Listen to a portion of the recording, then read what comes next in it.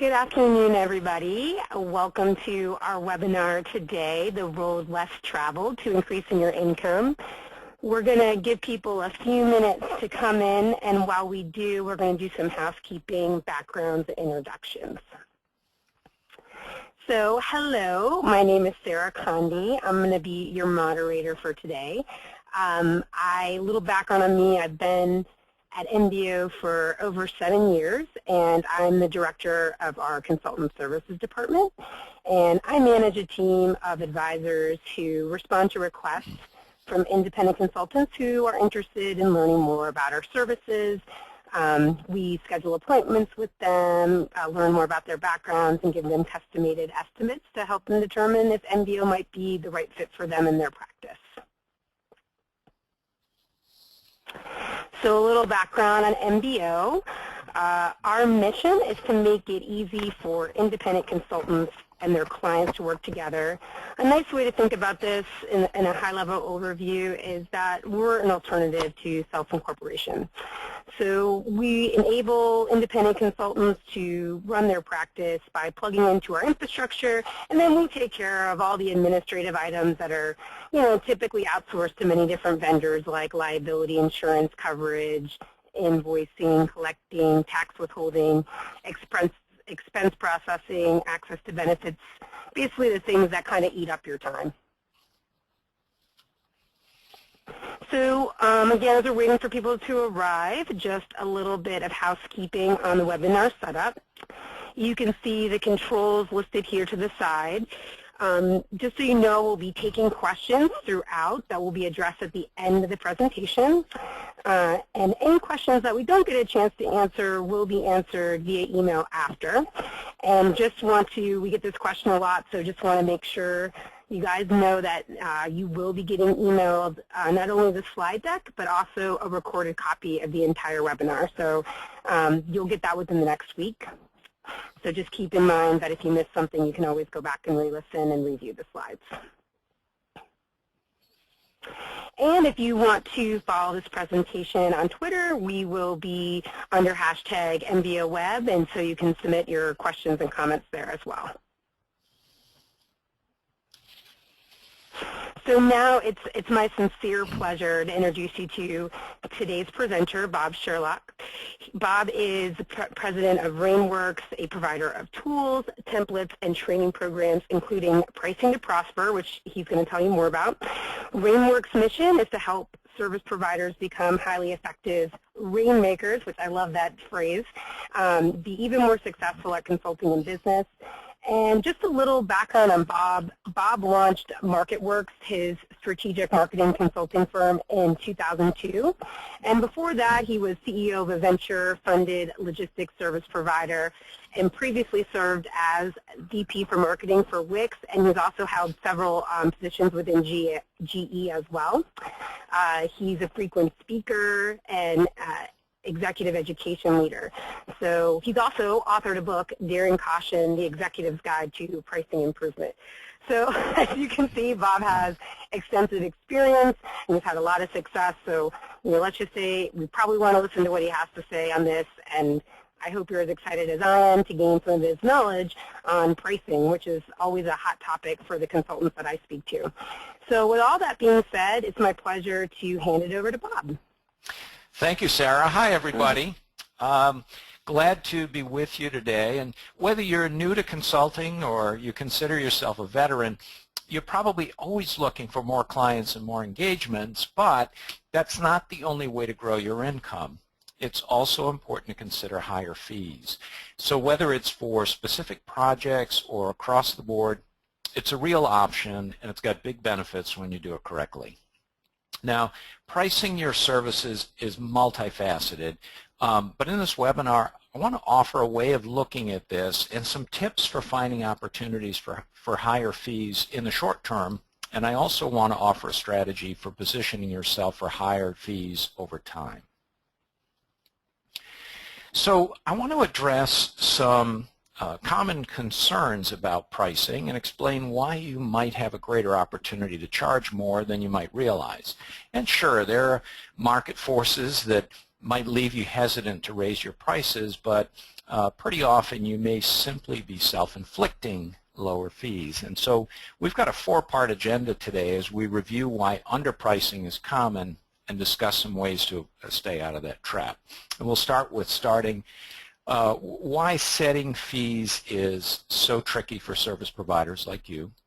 Then how to avoid being your own worst enemy when you price your proposals. Third, we're going to go to understanding your value to clients and how to incorporate it into your pricing.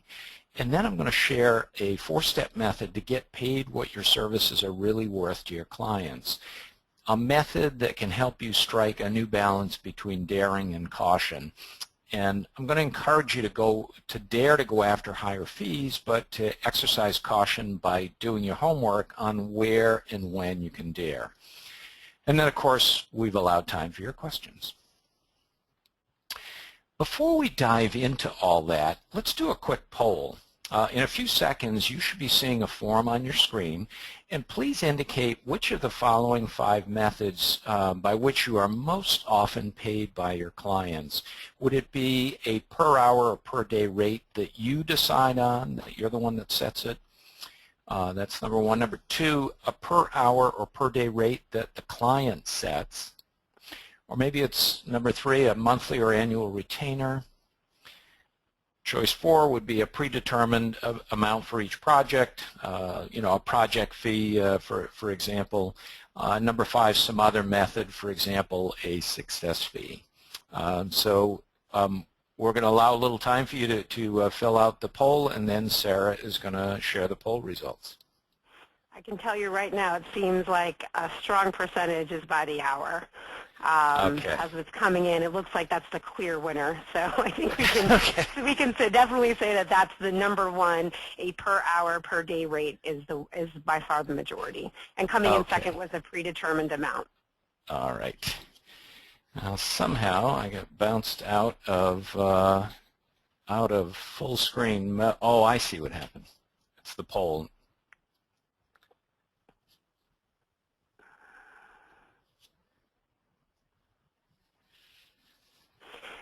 So yeah, we had 58% say that they're charging per hour, 15% say per day, 6% are doing a monthly or annual retainer, and 21% are doing a predetermined fee.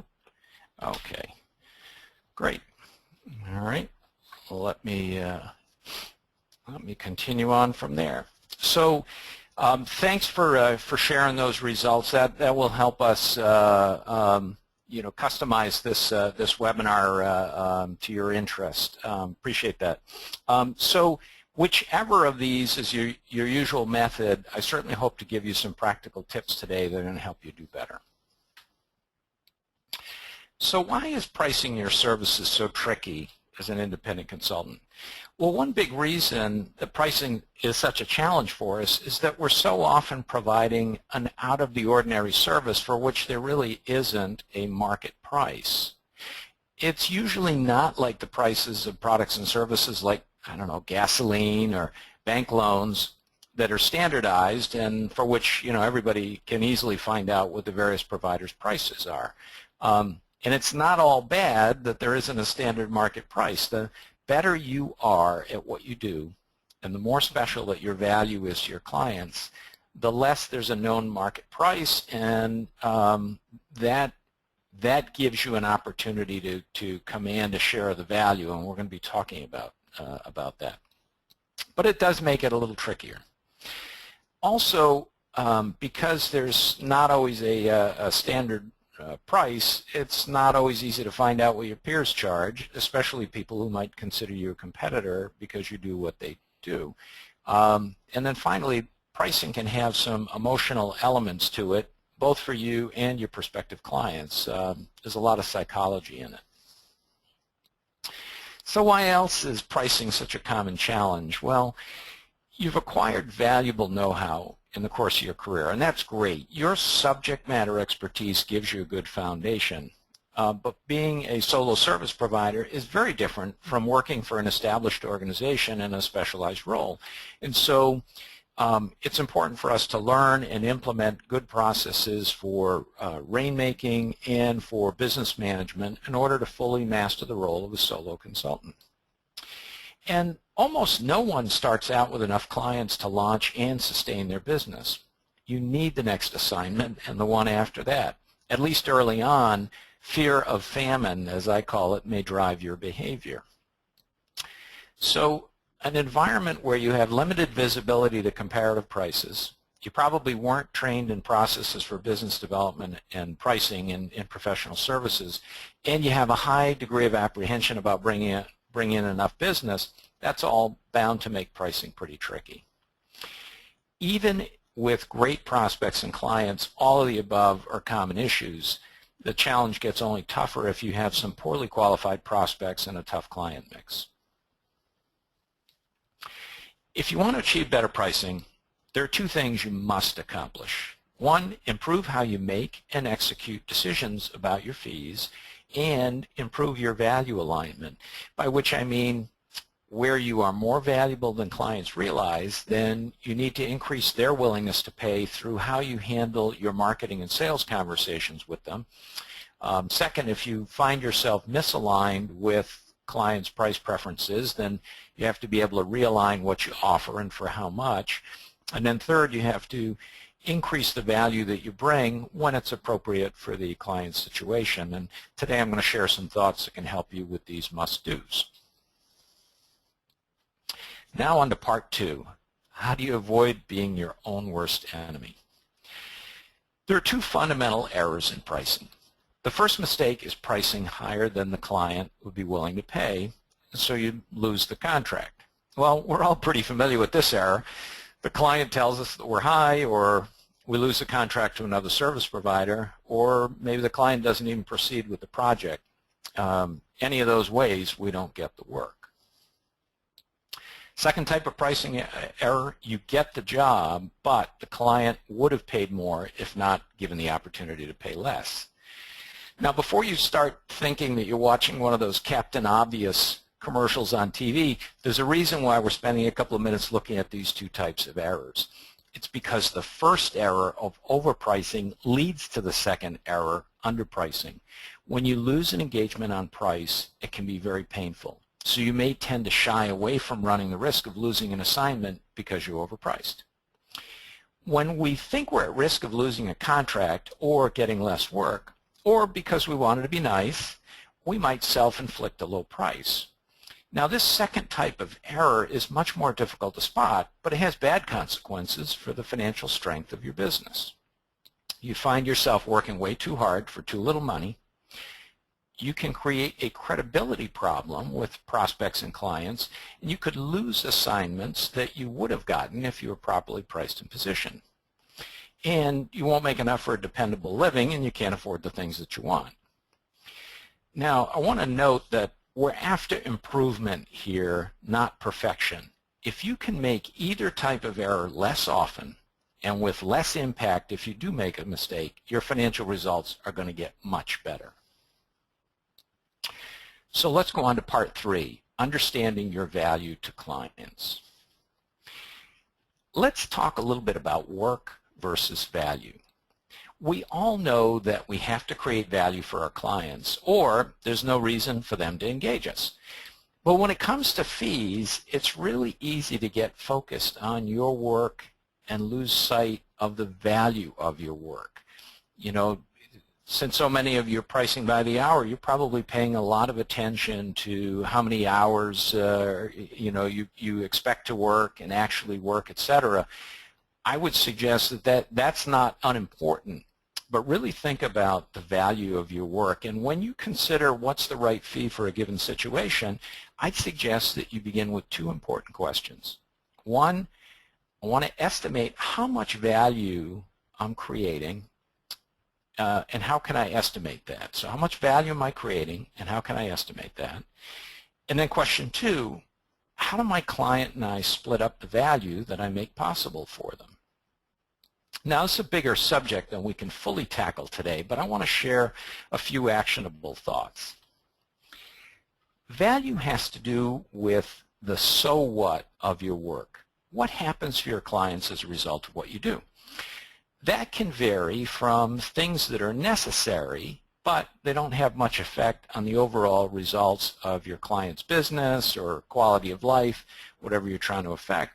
And then there are other things that you do where the results are just huge in their effect. So we can use a vertical scale from low to high value.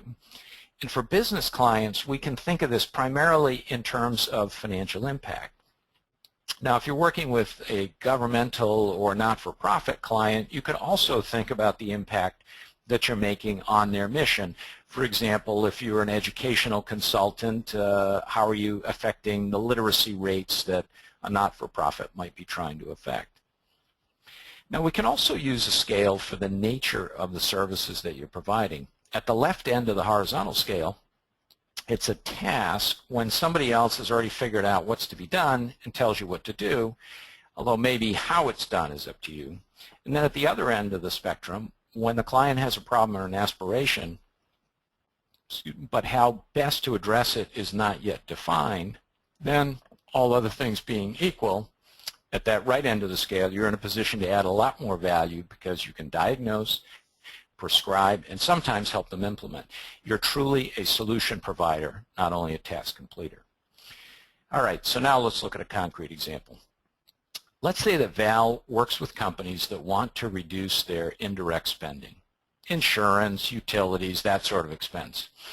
If the client tells Val, we need you to develop a spreadsheet to keep track of what we're spending, that's a necessary project, but by itself it's probably not going to produce huge results. But as we work towards the other end of the spectrum, turning data into information, that's a little bit more comprehensive and a little bit higher value. And if Val helped them implement a new set of supply contract that saves 6 or 7 figures, then that's really high impact. Now, using this framework to think about your value creation and then how you're going to be splitting value with your client, you can give yourself a very important input for how you might price your services. The one other point I want to make before leaving this is if we think back to the 2 types of pricing errors we reviewed earlier, this can help you avoid both types of errors.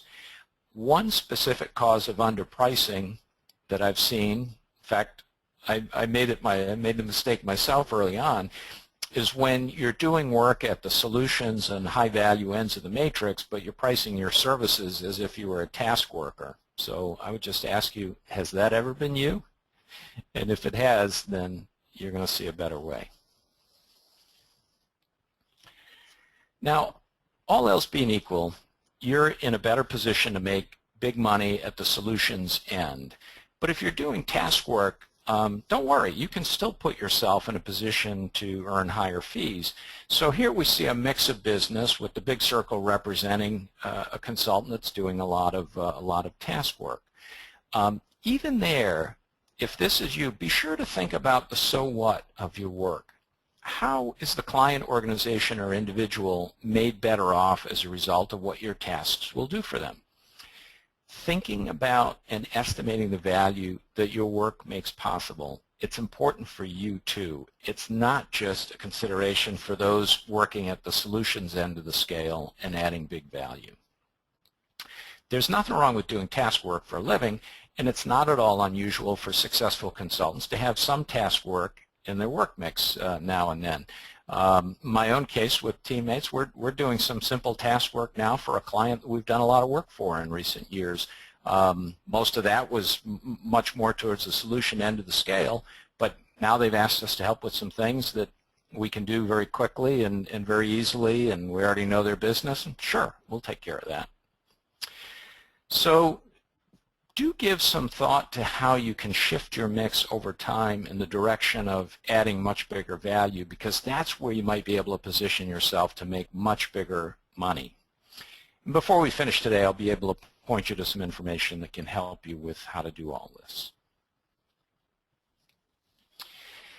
The value split is a factor that needs to affect the price range or does affect the price range at which the client is willing to buy. your independent business exists to make clients better off, and obviously you only get an engagement if the client expects to be better off as a result of the transaction. So I'd suggest you explicitly think about value to a qualified client, the so what of the work that you do every time you price. When considering some purchases, especially something intangible or non-routine, which your work may be, your services may be, the client may perceive a risk that they're not going to get sufficient benefit for their money and for the other resources that they're going to expend to buy and implement it. So sadly, some decision makers are a little bit jaundiced. They've spent money in the past on consulting and didn't get enough value, and that perceived risk might stop them from engaging you, but others will move ahead provided that they see a high enough upside to make it worth taking a risk. Now, there are ways to lower perceived risk. You can construct and communicate a strong and quantified value story. You can offer a guarantee, etc. But after we've done everything we can to minimize the perceived risk of choosing us, then we have to consider how much of the value we create would provide an attractive return for the client. What percentage of the value should go to the client, and how much can we keep? So the value split is a pretty important variable in defining the fees that we propose, and it helps us make sure that the expected return on buying our services is going to be attractive to the client as well as to us. Our objective is to make it seem like an easy, low-risk buying decision for the client and still be priced attractively for us. Now, I want to note that you need to think about the value split even if that isn't the basis of the contract. If you're charging an hourly rate or a fixed fee, you still need to consider the value split. We'll go through a specific example in a short while, but we have a couple other important points to cover first. So anyway, to leave this thought for the moment, when you create economic value, if you give or allow too great a share to the client, it's not in anybody's best interest, and so we want to focus on the value split and help the prospect reach a well-informed decision about the value they're going to receive at the price that we propose to charge, and that's why the value story is so important. Okay, now it's time for another quick poll. You should shortly see another poll form come up on your screen, and we would ask you to tell us, what is your biggest challenge in deciding what to charge? Number one, don't even know where to begin. Number two, I don't know how to figure out how much my clients would pay. Number three, I need every assignment I can get. I can't risk losing one on price. Number four, I'm not in control of it. Someone else sets my fees or rates. Or number five, something else. And if you chose something else, that's something maybe we can talk about during the Q&A. So go ahead and do this, and Sarah will share the poll results as soon as they're tallied. Yeah, we'll give it about 10 more seconds. It seems the clear winner we're in the 70% here, is number two. I don't know how to figure out how much my clients would pay. And then yeah, that's by far the clear winner. We have 9%, I can't risk losing a contract.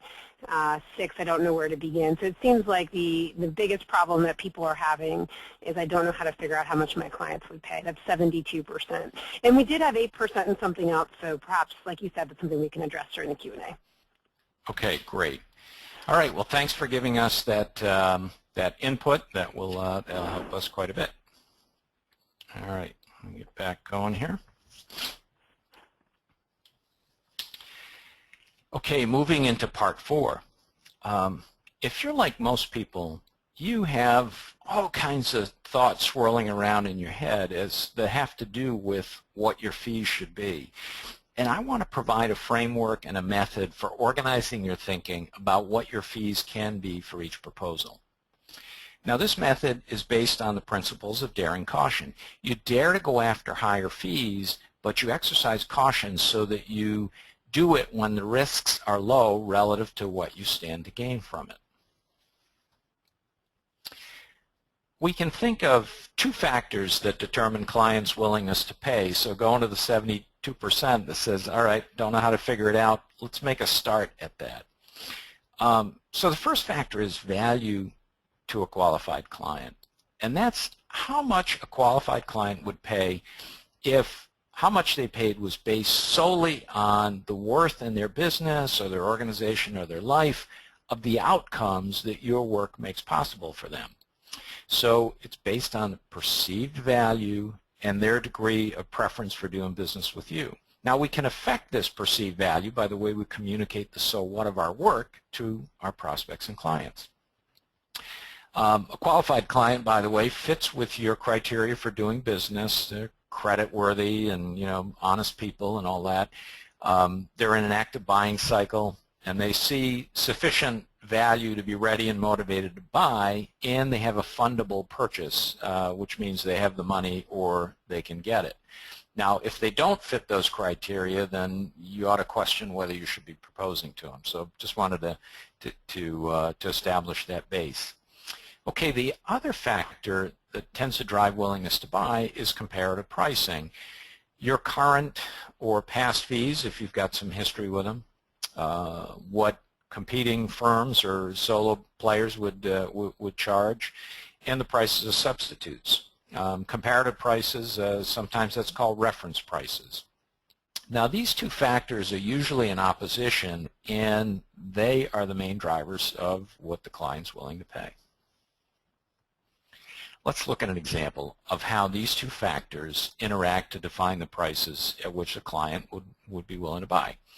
Now, let's assume for the sake of this simple illustration that the client and the consultant agree that solving the problem or achieving the aspiration would be worth $150,000. So qualified customer value in this case is $150,000. Let's also assume that you believe that 20% of the value coming to you, or $30,000, would be a value split that would be attractive for you and for the client. Now let's look at comparative prices. Let's say that this is a type of engagement that multiple clients have had done in recent years, and you were able to ask around and find out that this type of engagement typically ran about $20,000 from the consultants who've done them. In order to decide where in the range of $20,000 to $30,000 you can be, you'd need to consider preference. In the consumer products world, marketers would call it brand preference. And we can simply look at it as how strongly would the client prefer to buy your services versus somebody else's. Preference is the force that determines how far above comparative pricing you can be, if at all. Now I'm showing this in total dollars, but this thought process is still applicable for those of you transacting business using an hourly rate. The stronger the client prefers you, the closer you can be to your ideal value split. Now let's look at two factors on our side of the transaction that affect the pricing at which we'd be willing to sell our services. Margin rate. So if you take the estimated cost to provide your service plus a target pre-tax profit margin, that's what I'm talking about here. You certainly have some cost of business of doing business to cover, but for independent consultants, the biggest cost is an implicit one. It's the value of your time if you were doing something else. Now, you can estimate your cost and target margin rate overall for your business or for a specific type of work or specific service. Now, the MBO Partners website provides a calculator that can help you figure out your cost to serve and your target margin rate. Now, the other factor is concern with volume of work. Given the drive to obtain and sustain a sufficient volume of business, this is how confident or anxious you are about achieving your targeted number of engagements or contracts. So these two factors, the margin rate and concern with volume, combine to affect the prices at which you're willing to sell your services. And there's very often, you'll see where these two factors are in tension. And concern with volume is often exerting a gravitational pull that causes soloists to set and accept prices below what they would otherwise do if they were considering the other factors. In part, that's because everybody tends to make an assumption about price sensitivity, that a lower price will increase the probability of winning or retaining a piece of business. And you know, if the price at which you'd be willing to sell certainly gets influenced by your judgment about the price level needed to bring about the desired probability of winning the order. I would just caution you that that not every client is price sensitive, and that lower does not necessarily increase your probability of winning. But anyway, as we take away from this, we can say that if you're more confident of adequate volume, you may be less inclined towards lower prices. So this factor, concern with volume, has a strong feelings element to it, confidence on the positive side and fear on the negative side. All right, let's go back to our example to show how these two internal factors, margin and concern with volume, interact to define the prices at which you'd be willing to sell your services. Leaving aside the question of how much the client would be willing to pay and looking only at the fees which you'd be willing to sell your services, you want to develop scenarios where you look at your cost structure for selling and serving clients and look at your margin aspiration and your concern with volume. And for the sake of illustration, let's say that if you were looking at your margin aspirations alone, you might aspire to a fee as high as $32,000 for a project. And let's say that concern with volume could lead you to be willing to price as low as $18,000, which we'll assume is the minimum price that you'd accept. The price range in which you'd be willing to sell will be a function of how you balance your margin rate aspirations and your concern with volume. So the interplay between those two external factors that we looked at and these two internal factors sets the bounds within which your fees are set or negotiated. All right, enough principle. Let's get to applying it. So let's start pulling everything together. As you consider how to price your next proposal, rate your position on client preference for you. Rate it 1, 2, or 3, with 3 being high. Next, rate your pipeline of opportunities and your expected income 1, 2, or 3, and 3 means that even without this engagement, you expect to exceed your income goal this year. 1 means the opposite. You really need to have this proposal accepted. Now we'll look at where you're in a good position to dare. Where do you dare go after a premium fee, if anywhere at all? Let's make the assumption that no matter what your pipeline rating, you'd like to be awarded the engagement. If you rated both elements of your position, the client preference view and the strength of your pipeline, as 3s, then you'd be operating in the upper right corner of this matrix up in the green. You'd be in a strong position to propose a fee that's right at or around your ideal value split and putting very little weight on what the comparative price levels would be. Conversely, if you saw yourself as acceptable to the client but not preferred, and if you really need this engagement, then you'd be operating in the lower left red zone where you probably won't want to run the risk of pricing well above the comparative pricing. So let's put some numbers to this. Now this is just a hypothetical scenario to illustrate a point and show you how you might think about your pricing as you prepare a proposal. There's going to be judgment involved. This is not a plug and chug. In the dark green zone at the upper right, you're in a good position to dare, and therefore you could propose the $30,000 value split that we saw on slide 24. You want the engagement, but it's not the end of the world if you don't get it, so you can take some risk to get the upside. If you're in the red zone at the lower left, feeling a lot of urgency about being awarded the contract, you're not in as good a position to take a risk. And using the assumptions from the earlier slide, based on a high concern with volume, you might go as low as $18,000. Yet I've indicated a $20,000 fee, the comparative price, aka the typical price for an engagement like this. Now, why didn't I put $18,000? Well, I could have, but I didn't because I want to make a point. Unless you have reason to believe that a lower price would win you the job, don't just assume that I really need it means that you should go in cheaper. If you're ready to break free of whatever has constrained your fees, then I really recommend you use daring caution when you do your pricing. Now, daring caution, is that a contradiction? No. Daring and caution are not either-or choices. The answer is balancing both. You can find opportunities for more favorable pricing where the risk is reasonable given the expected return. I suggest that you view price as a powerful lever for your financial success. Open up to the probability that some of your pricing to some clients on some services is less favorable than it could be. Now, you're best off assuming that you have areas of underpricing unless and until you gather evidence to the contrary. Dare to aspire to more favorable pricing. You get paid consistent with the value you provide, but use a little caution by doing your homework so you can judge where you can receive higher prices without an unacceptable risk to volume.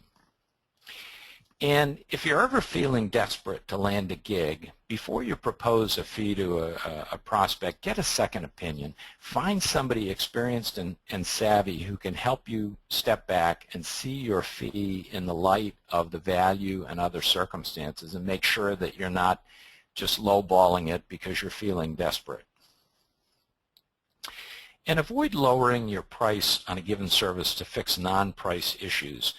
However strong or weak your current position is, there are things you can be doing to increase clients' willingness to pay, increasing the value that you can bring to them, and thus make your services appropriately valuable to clients. Using the daring caution approach, you can make directionally better pricing decisions and make more money or the same money for less work.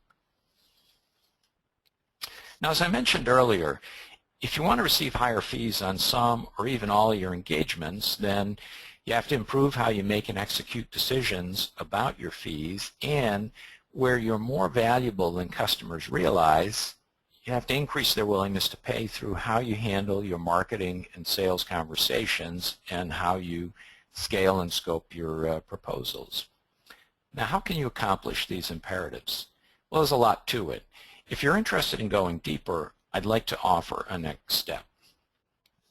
The first of the ways that I can help you use a better process for your pricing decisions and increase clients' willingness to pay is a free educational video that we offer at www.rainworks.com/pricing-MBO.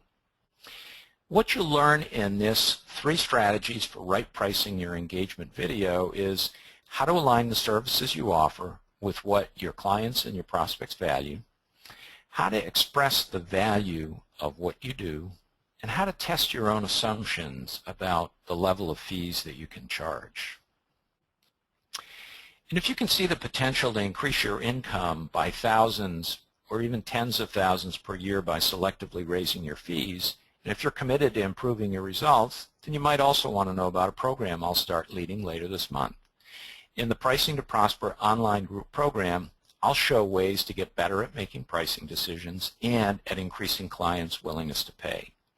We'll cover how to figure out when and where you can raise your prices without scaring away potential clients. We'll also spend time on how to implement the methods in each participant's own business. Enrollment in this session is open through next Friday, February 20th, 2015. As a result of the program, you could expect to learn how to avoid the temptation to use lower pricing to address situations that really aren't pricing issues, fully comprehend and communicate the financial value you bring to your clients, use a proven process for determining appropriate pricing for each proposal, gather the information you need to reduce the unknowns and feel more confident, and position yourself to make more money by attracting more clients and more assignments. You'll find more information about Pricing to Prosper on the same webpage as the 3 strategies video. Now I'd like to know what questions you may have. Hey, so this is Sarah again. Yeah, we've had a couple questions come in, so I'm glad we left some time for them. So I'm just going to start off. We had Laura asking, practically speaking, how do you begin your first conversation about value with an existing customer for whom you've been delivering hourly work? So assuming that the current hourly fee is not reflective of the value that you're providing. So you made the mistake, and now you've already made the mistake and you have a relationship. Can you fix it? Is how I'm interpreting the question. Yeah, it's a great question. I'll break my answer into two pieces. One is about estimating what the value is and being able to communicate that, and then how do you handle the transition because you've got an existing price point. So, in terms of the first part of that, really look at how you're affecting that business or that government agency or not-for-profit organization. Say, what's it worth to them to have their mission accomplished in a better way? How much money am I saving them, if that's relevant? Am I helping them grow, and by how much? So you can estimate all of that. The second piece of it is the conversation with the dialogue with the client. You could say, hey, I've been looking at the work we do together, and I want to really make sure that I understand the financial impact that I'm having. Can I share some thoughts with you and ask you some questions and see what's most valuable about what I'm doing? And just having that conversation tends to plant some seeds, and then when the time comes that you're going to ask for a better rate, then you'll be building off those two things that you built, the estimate and the dialogue with the prospective client. Say, hey, I think I'm adding considerable value, and I'd like to talk to you about a new higher rate. Okay, thank you so much. On to the next question. This is from Victor, and he has a question about if you're dealing in more qualitative work, for example, environmental impact assessment. You're not increasing, you're not exactly increasing profits and you're not reducing costs, but how can you establish the value in doing that type of qualitative work rather? Sure. It's the value that you're adding then is a couple-fold. One is if you're helping them accomplish their mission, that's making them, that's helping them succeed. That's making the executive team and the management team look good. That's all got value, even if it's not quantifiable. And I would spend some time thinking about how you're helping them create that impact, and how you would pose a question, hey, what is it worth that we're helping you decrease environmental impact by X%, et cetera. Because part of what we're trying to do is affect their thinking on this.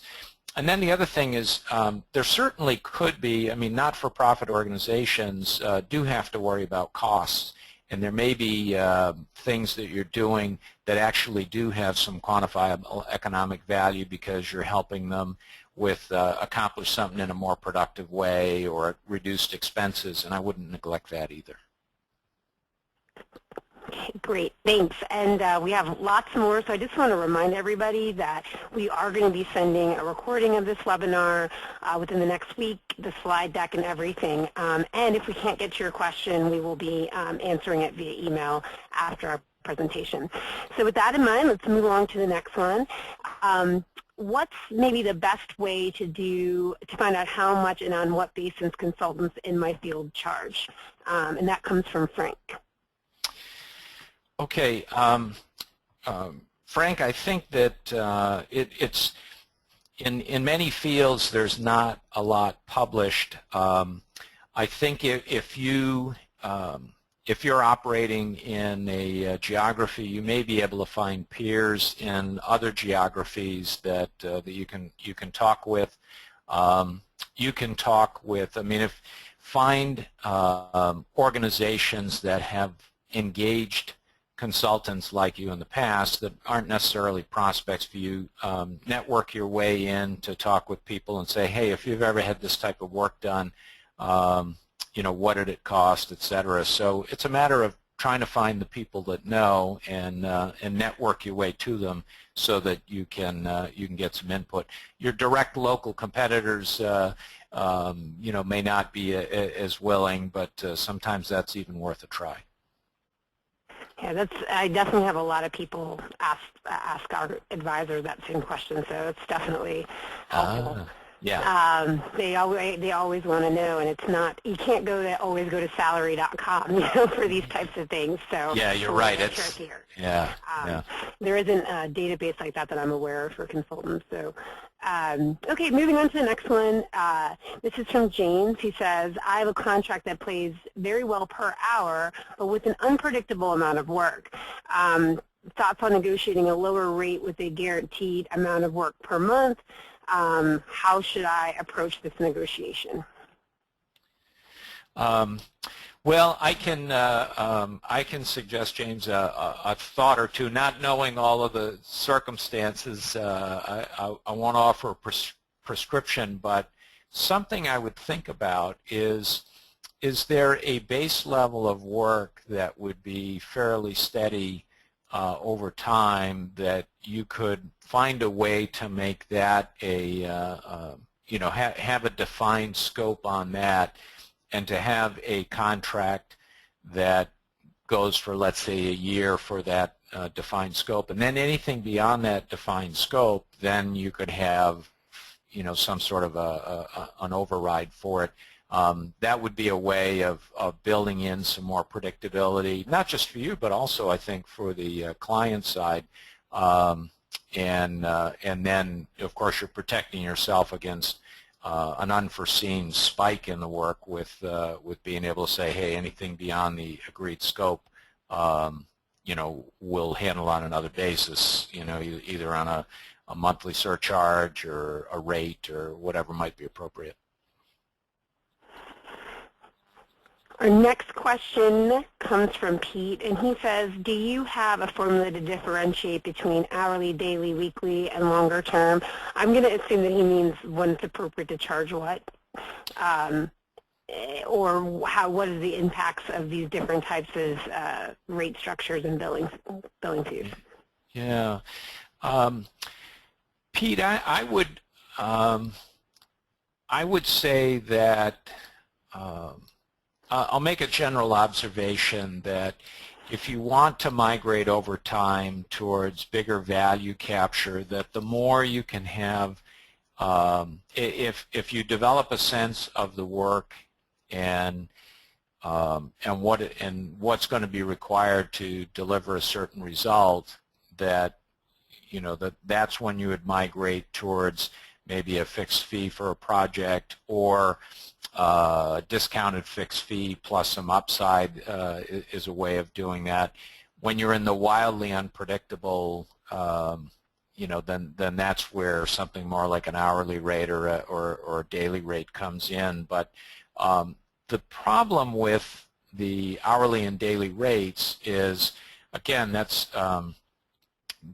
because of the work connotation. It can get everybody focused. If everybody's, oh, gee, what's your hourly rate? It's very easy for them to get fixated on that and say, oh, boy, that's a lot of money. And you would really have to make sure that the conversation is on the value, that, the results are worth paying for. And so, in general, I would say, again, the more you can, the more predictability on what it's going to take, the better the opportunity probably to do something fixed or fixed plus an upside. And then if it's just really difficult, then you would be more in the hourly rate, but really trying to make sure the conversation is a lot about value rather than just rate. Our next question, we still have time for more, and that's good because we have more. So yeah, a lot of people are interested, so this is great. We have David. He works for smaller companies, and they've been offering him equity in lieu of cash. What are your opinions on that? Yeah, it's a real dilemma, David, because some of these, somebody told me a story not long ago about having turned down equity in one of the startups that shall remain nameless, but is a real high flyer now with a huge valuation, and he took his cash and passed that up. So anyway, maybe something to think about in that regard is obviously the credit worthiness of these companies in effect is what you're looking at. How likely are they going to be, how likely is it that they're going to be around and able to give you the upside? Most companies, sadly, cannot make it. I mean, it's a tough thing to start any company, and if this is a tech company or something like that, there's a lot of risk there, and you'll just have to judge how likely it is that you're going to see the payoff, how much you have a preference for cash right now, and sometimes what I see people do is take some of each. They'll do discounted fees and some equity. The danger of doing all equity or all, based on upside, all based on results is not just that you might not get a payoff, but, any of us, to be effective, we really need cooperation on the inside of our client organizations, however big or small.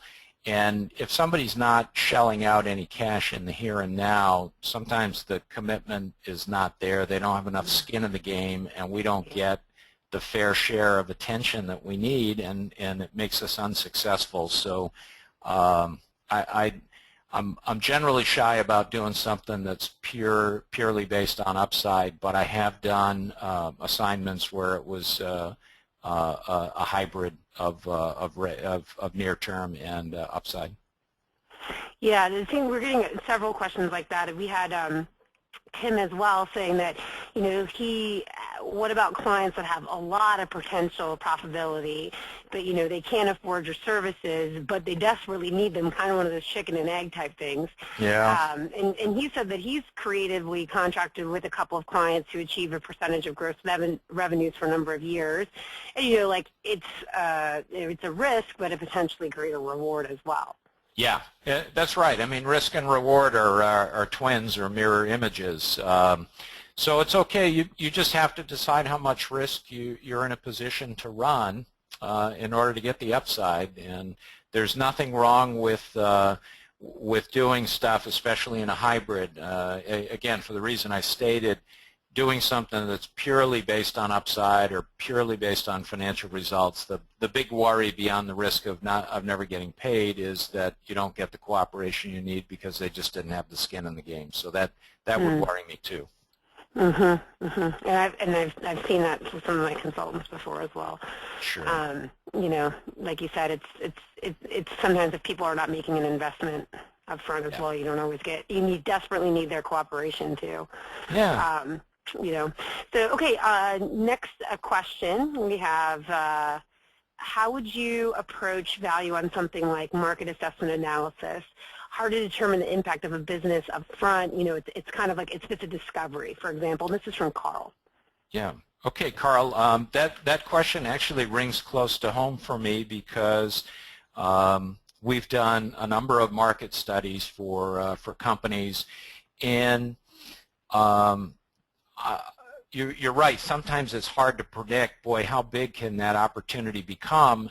So in addition to doing that and being able to show value on that end, you can also look at it as that you're going to gather intelligence for them that might prevent them from really, stepping in a pothole or something.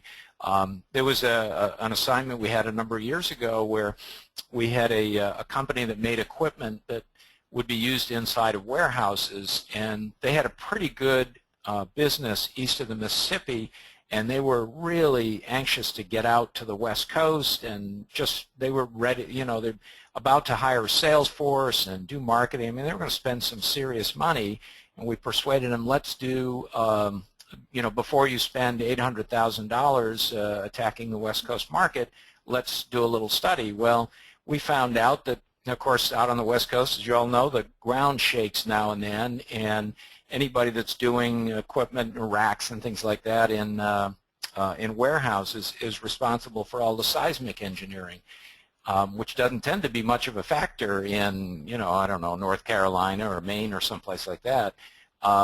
And so anyway, long story short, they found that they were not prepared to handle what was required out there until they built some partnerships. So, you know, we saved them probably $800,000 worth of missteps. So that's another way you can look at it, is by providing good intelligence, you may save them from going down the wrong road and making an expensive mistake.